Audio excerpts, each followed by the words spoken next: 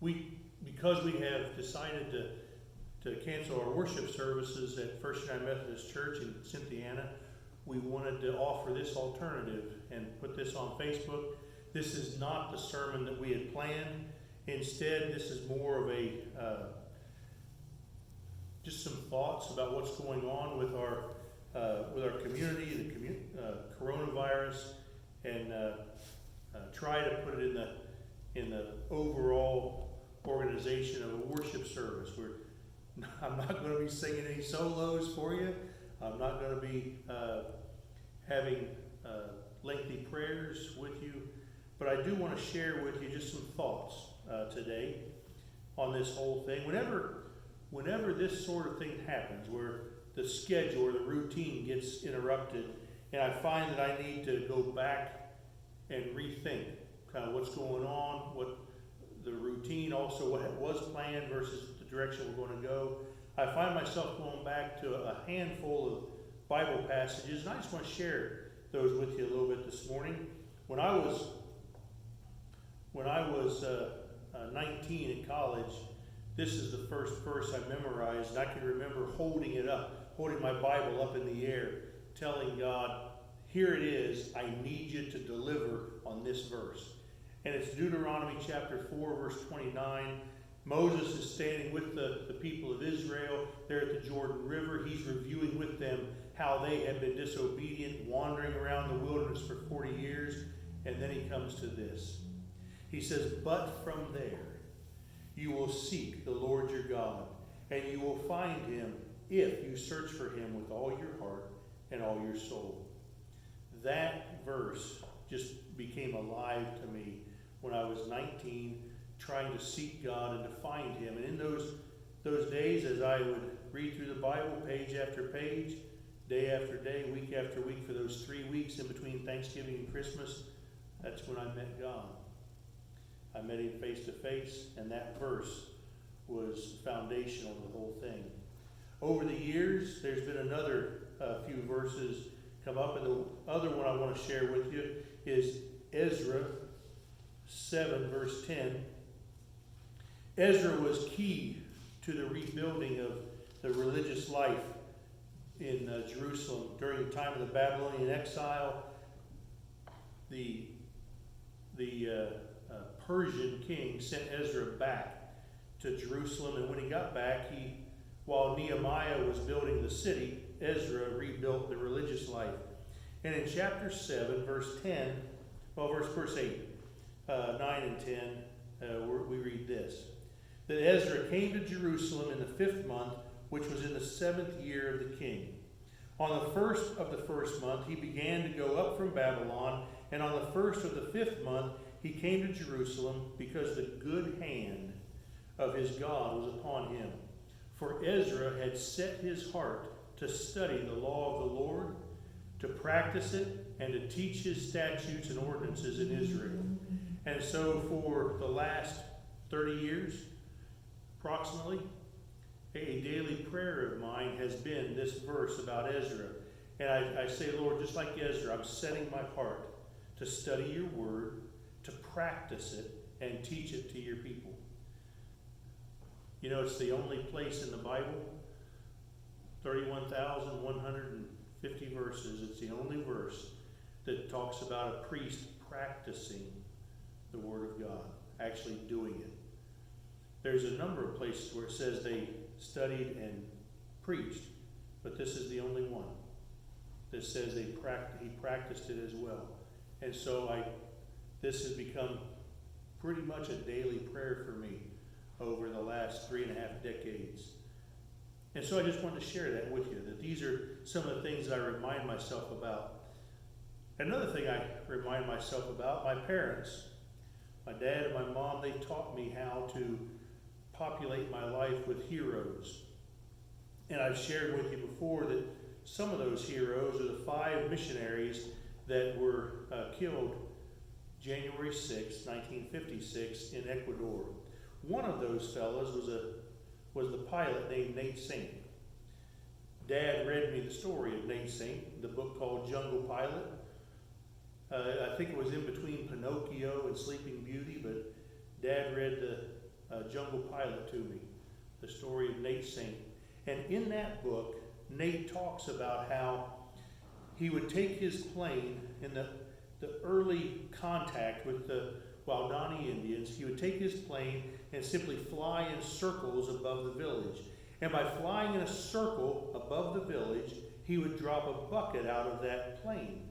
And with a long line, maybe a quarter mile in length, by flying a tight circle over and over again, that bucket would drop down and it would stay still. And he could actually trade gifts with the Waodani Indians in that village by putting something in the bucket to give them, and they would take it out and they'd put something in the bucket to give back to him. They did that half a dozen times. And so I always wondered about that flying around in a circle. Well, that's what brings us to today and right now. There are times when we literally feel like we're just flying in circles. We have a number of phrases we use for that, spinning our wheels. Just feel like I'm on a treadmill. Going around in circles, I just don't feel like I'm making any progress. And so we're in that time right now where we really don't feel like we're making any progress. The goal right now with our society and with our community is simply to not spread the coronavirus. That's the goal. And so we do that by changing our routine. That's why I'm coming to you on Facebook today, because we're not having our worship service. Instead, we're simply recording this and hoping you'll watch it. But this idea of just going around in circles, the goal right now is simply to not spread the virus.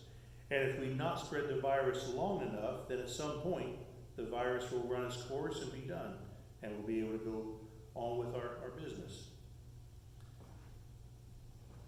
We've got the same idea when a young lady says that she's expecting a child. For 9 months, she deliberately waits and waits and waits. And sometimes that waiting can be pretty rough, pretty uncomfortable. It's the same sort of thing when a college student says, when they say, well, what are you going to do with your life after college? As if the 4 years is simply a waiting time period. It gives you the idea. Same thing with a young surgeon. They think they're 12 years of preparation. It's just a waiting time until they can really get out and do the very thing that they want to do. Well, you might remember here at First United Methodist Church for the last 3 years, we've been kind of on a waiting time for a youth ministry. When I came here as your pastor, you shared with me that you wanted to hire a youth pastor. And I said, okay, how are we going to pay for that position? And so for the last 3 years, what we've done is we've deliberately been in kind of a holding pattern, kind of going around in circles, but not making no progress. Instead, we've been making progress in building our foundation financially. We've deliberately put aside $300,000 for children's ministry and $300,000 for youth ministry. It took us 3 years to do that. And very often, I don't know about you, but it felt to me like we weren't making progress at all. For 3 years, we were doing little, if any, youth ministry. We had some things going on here and there, an event now and then, but no real ministry. And so, but we kept telling ourselves, we're making progress on building a financial base. Well, we have that base now. And we had 6 to apply. Of those 6 that applied, 2 of them we believed were just not folks that we had in mind. And so, and then there were 3 that we thought were good candidates, but for whatever reason, pulled back. And so we, at this point, have only 1 who has applied and scheduled to have an interview with that individual. we'll wait and see if they're the ones that God has his hand on for our teenagers. We don't know, we'll see. But we do know that we're not spinning our wheels. We're not just flying around in circles. It may feel like that, but we're not. We are making progress. And this thing with the coronavirus, it's not us spinning our wheels, staying home, staying isolated. That's not the goal. The goal is to interfere with the lifespan of this virus, to deliberately to interject spaces to where the virus cannot spread. And because it cannot spread, it has to run its course and then die out. It just has to run its course. And so we're hoping that we can shorten that time by not giving it a fresh human body to dwell in. So I just wanted to share that with you, that the image from my heroes years ago of just flying around in circles, the goal was simply to make contact, to get started. The idea of spinning our wheels for years in trying to establish youth ministry, we are making progress. And the goal of what we're doing by not having our service, and that is to disrupt the coronavirus and to shorten its effect on our community.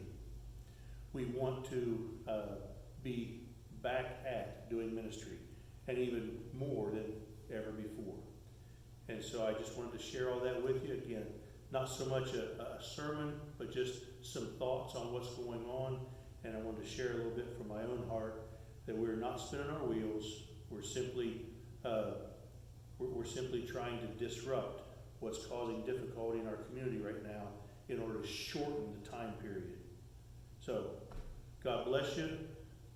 We want to offer the Lord's best for you and hope and pray that you will stay safe, stay healthy. Thank you.